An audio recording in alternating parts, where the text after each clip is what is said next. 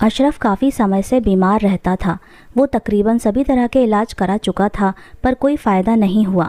अगर थोड़ा बहुत फ़ायदा होता भी तो सिर्फ वक्ती तौर पर ही होता था और बीमारी बदस्तूर जारी रहती। अम्मी अब्बा के बहुत जिद करने पर अशरफ ने इस बार शहर जाकर एक नामी डॉक्टर को दिखाया। उस डॉक्टर ने तमाम जांचें करवाईं, एक्सरे भी करवाए और बाद में जो रिपोर्ट आई उसने सबके होश उड़ा दिए। रिपोर्ट में पता चला कि अशरफ की दोनों किडनी पूरी तरह से खराब हो चुकी थी। डॉक्टर साहब ने भी सिर हिलाते हुए कह दिया कि अब ले जाइए इन्हें, जितनी भी सेवा करनी है कीजिए, बाकी दवाएं चलने दीजिए, आप लोग इनको ज़्यादा से ज़्यादा खुश रखने की कोशिश कीजिए। अशरफ को लेकर उसके अब्बा ऐसे घर लौट आए जैसे कोई जुए में अपना सब कुछ हार कर लौट जाता है। कुछ दिन बीते, अब घर के लोगों ने एक दूसरे से थोड़ा बहुत बोलना शुरू किया। शायद घर के माहौल को खुशनुमा बनाने की एक नाकाम कोशिश। अशरफ के अब्बू घर के बाहर ही लकड़ी की टाल पर बैठते थे।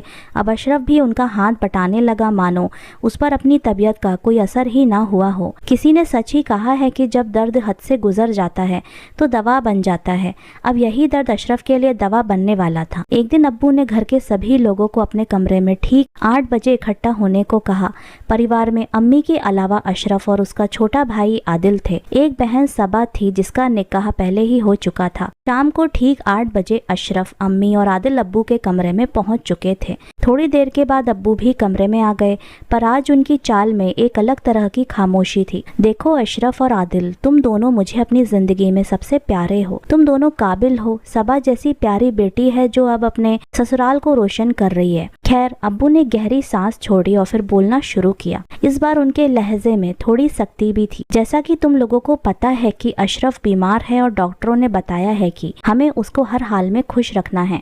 अशरफ की पीठ पर हाथ फेरते हुए अब्बू ने कहा, कभी कभी जिंदगी हमसे कुछ ऐसे फैसले करवाती है जो वक्ती तौर पर तो ठीक नहीं लगते, पर धीरे धीरे सही साबित होने लगते हैं। आज हम ऐसा ही फैसला लेने जा रहे हैं। दरअसल डॉक्टर ने हमसे कहा है कि हो सके तो अशरफ की शादी जल्द से जल्द करवा दी जाए, तो इसकी तबीयत में सुधार हो सकता है। अब्बू ने एक सांस में कहकर मानो अपना बोझ हल्का कर दिया। अब्बू का फैसला सुनकर अम्मी तो बुत बनी बैठी रही, पर छोटे बेटे आदिल को ये बात कुछ नागवार सी लगी, क्योंकि अशरफ की बीमारी की बात आदिल भी जानता था और वो ये भी जानता था कि अशरफ भाईजान 1 या 2 साल के ही मेहमान हैं, क्योंकि जिस आदमी की दोनों किडनी खराब हो चुकी हों उसकी सांसें कभी भी थम सकती हैं, और ऐसे में उसका निकाह करा देना मतलब एक और गुनाह की जिंदगी तबाह कर देना था। इस फैसले का विरोध तो सबसे ज्यादा अशरफ की ओर से आना था, पर वो तो खामोश सा बैठा हुआ सब कुछ सुन रहा था। तो क्या ये माना जाए कि अशरफ भी मरने से पहले अपनी जिंदगी पूरी तरह से जी लेना चाहता था, या फिर यूं कह ले कि मरने से पहले वो किसी औरत के जिस्म को पूरी तरह से समझ लेना चाहता था। बहरहाल इस समय अशरफ के चेहरे पर बेबसी के साथ एक चमक भी थी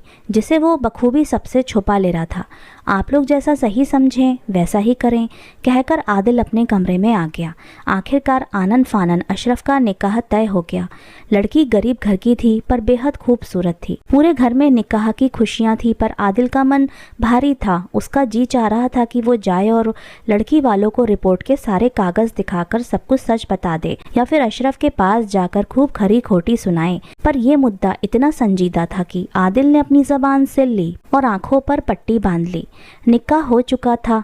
अब्बू और अम्मी के चेहरे पर खुशियां चमक रही थी, पर इसके पीछे जो काली बदली थी उससे सब अनजान थे या अनजान होने का दिखावा कर रहे थे। अशरफ और नाज की शादी को 1 साल पूरा हो गया और नाज उम्मीद से थी, यानी कि वो माँ बनने वाली थी। घर में सब खुश थे, पर हमेशा अंदर ही अंदर डरे हुए। और फिर वो स्याह दिन भी आ गया जिसको कोई बुलाना नहीं चाहता था। अशरफ की तबीयत अचानक बिगड़ गई। पीर फकीर झाड़ फूक कोई कसर नहीं छोड़ी गई, पर सब बेमानी साबित हुआ। नाज अब बेवा हो चुकी थी। उस पर दुखों का पहाड़ टूट पड़ा था। सभी का समझाना बुझाना बेकार साबित हुआ। वो तो रो रो कर हलकान हुई जाती थी। आंसू थे कि थमने का नाम ही नहीं ले रहे थे। कहते हैं कि वक्त बहुत बड़ा मरहम होता है, और इस मरहम ने इस परिवार पर भी अपना असर दिखाया। अब रोना पीटना तो नहीं था, पर नाज की उदासी और उसके कमरे से आती सिसकियों का जवाब किसी के पास नहीं था, और होता भी कैसे। अगर नाज के बेवा होने में कोई जिम्मेदार था तो यही सब लोग तो थे। अशरफ को गुजरे 6 महीने हो गए तब अब्बू ने अपने घर में मोहल्ले के एक बड़े बुजुर्ग, शहर के काजी और नाज के अब्बा को बुलाया। तय समय पर सभी लोग इकट्ठा हुए। आंगन में कुर्सियां डाल दी गईं। शरबत पानी के बाद अब्बू ने बोलना शुरू किया। आप मेरे बुलावे पर मेरे घर पे तशरीफ लाए हैं, इसका मैं शुक्रिया अदा करता हूँ। और जैसा कि आप लोगों को मालूम है कि मेरा बड़ा बेटा अशरफ अब नहीं रहा। घर में उसकी बेवा है और वो बच्चे की माँ बनने वाली है। उसकी आगे की जिंदगी बेहतरी से गुजरे और हमारे घर की इज्जत घर में ही रहे।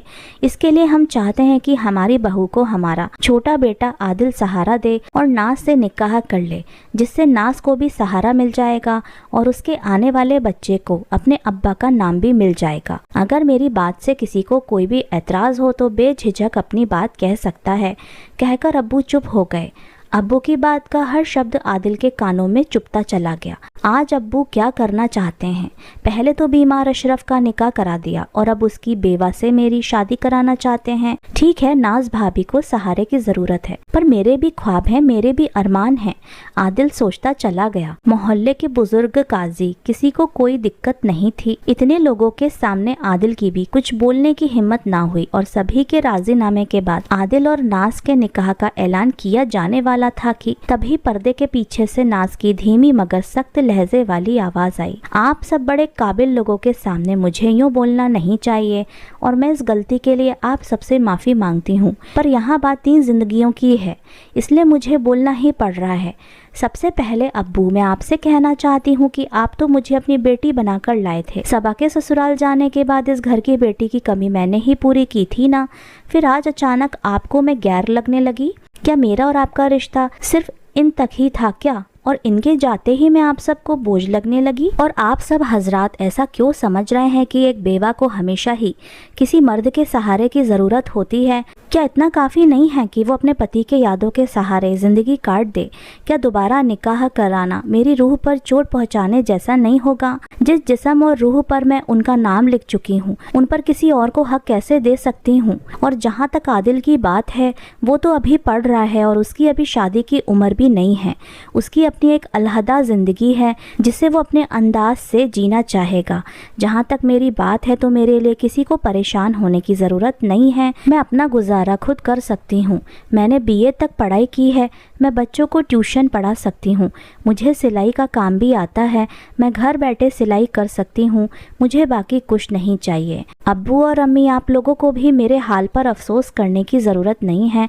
शादी की पहली ही रात में उन्होंने मुझे अपनी बीमारी के बारे में सब कुछ सच बता दिया था और अपनी सारी रिपोर्टें मुझे दिखा दी थी।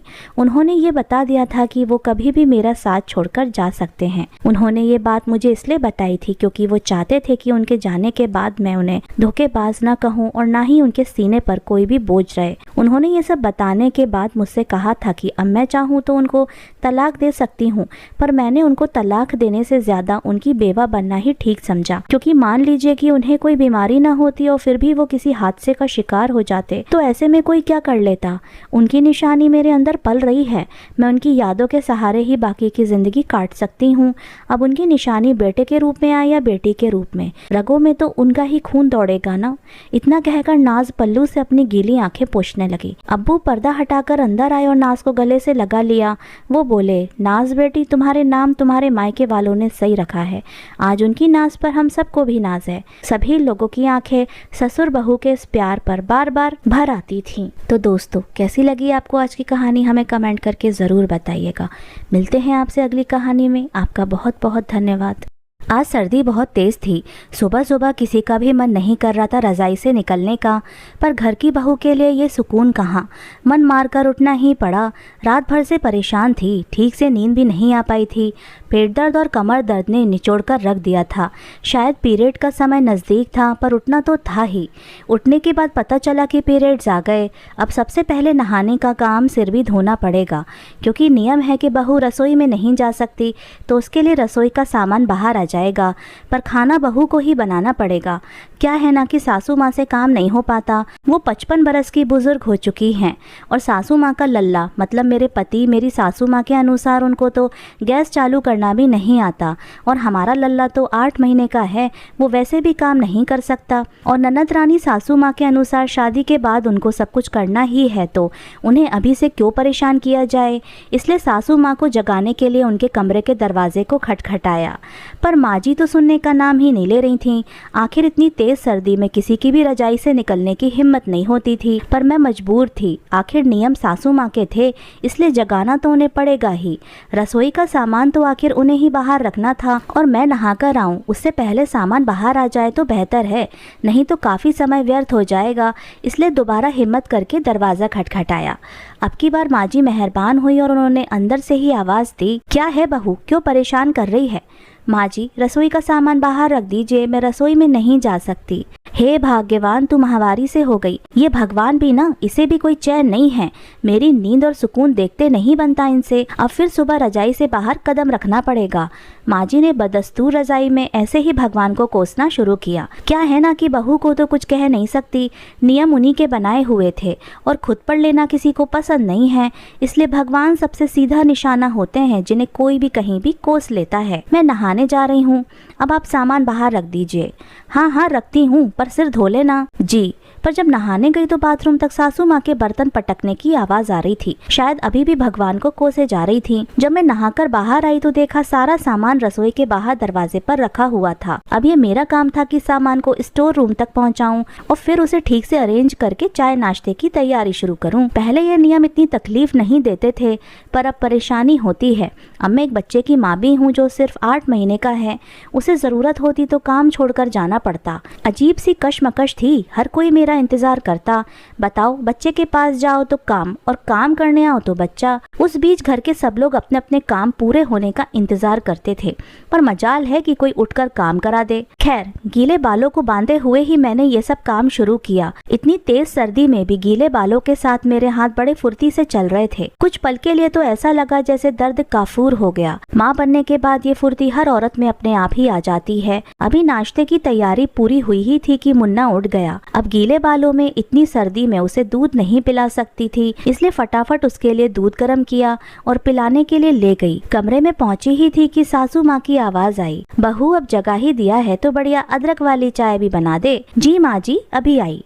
पता था कि माँ जी ने अगर एक बार आदेश दे दिया तो उनसे सब्र नहीं होता, इसलिए पहले पति को जगाया।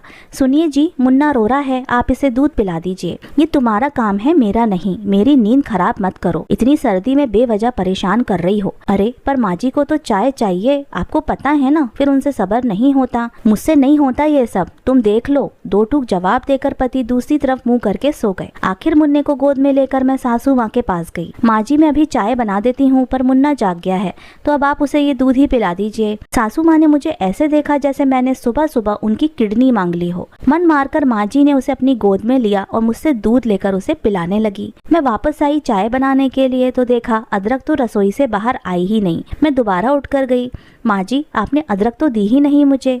हे भगवान, अब मैं तो ना निकलूं रजाई से। तू तो जैसी चाय बनाती है वैसी बनाकर दे दे, बहुत सर दर्द हो रहा है। मैंने चाय बनाई और सभी के लिए उनके कमरे में पहुंचा दी। ये सब करते हुए सुबह के 7:30 बज चुके थे। मुन्ना भी दूध पीकर वापस सो गया। अब जाकर मैंने अपने गीले बालों को खोला। पति को 9 बजे तक ऑफिस निकलना था और ननद को कॉलेज। थोड़ी देर के बाद ही सबने मुझे आवाज लगा दी, फटाफट नाश्ता तैयार कर दो, हमें देर हो रही है। मैंने नाश्ता बनाना शुरू किया और मेरी उठक बैठक शुरू हो गई, क्योंकि नाश्ता परोसना भी मुझे ही था। अपने आप तो कोई लेगा नहीं। स्टोर रूम में कोई स्लैब तो था नहीं, इसलिए जाहिर सी बात है कि चूल्हा नीचे रखा होगा। नीचे बैठकर बनाओ और गर्मा गर्म बाहर लाकर परोसो। इस उठक बैठक में एक तो पहले ही दर्द हो रहा था और ज्यादा हो गया, पर इस बार दर्द बर्दाश्त नहीं हो रहा था। मेरी आंखों में आंसू आ रहे थे। मैंने बाहर अपनी ननद से कहा, मेरी कमर में बहुत दर्द हो रहा है दीदी, दीदी यानी कि ननद मुझसे छोटी थी, लेकिन उसके बावजूद उन्हें दीदी कहना पड़ता था क्योंकि सासू माँ के अनुसार उनका स्थान मुझसे बड़ा था। दीदी मेरी मदद कर दो। अरे उसे कॉलेज के लिए देर हो रही है, थोड़ी हिम्मत करके बना लो, पति ने कहा। पर सचमुच दर्द बर्दाश्त के बाहर होता जा रहा था। अरे क्या छुई मुई बनी बैठी हो, काम तो करना ही पड़ता है। इस पर शरीर को आराम देने लगी तो और दर्द बढ़ जाएगा। शरीर को जितना काम दोगी उतना ही अच्छा है, पति ने कहा। हाँ, मैंने भी सुना है आराम की आदत हो जाए तो शरीर बेकार हो जाता है। अब की बार सासू माँ ने कहा। कोई इतना निर्दयी कैसे हो सकता है। तीनों माँ बेटे बेटी देख रहे थे, पर मजाल है किसी ने मेरे लिए कुछ कहा भी हो। अपनी अपनी ही बातें किए जा रहे थे। ये तो भाग्य अच्छा था कि मुन्ना अभी तक सो रहा था। जैसे तैसे हिम्मत की, पर फिर मेरी रुलाई छूट गई। ये देखो, काम न करने के लिए रोना शुरू कर दिया। भाभी का भी तो अच्छा ही है, ननद रानी बोली। कम से कम हमें नाश्ता करा दो, उसके बाद में आराम कर लेना, मना थोड़ी कर रहे हैं, पति ने भी कहा। बहू थोड़ी सी हिम्मत रखा कर, हम भी तो करते थे। आजकल की लड़कियों में तो बिल्कुल भी हिम्मत नहीं है, सासू माँ ने कहा।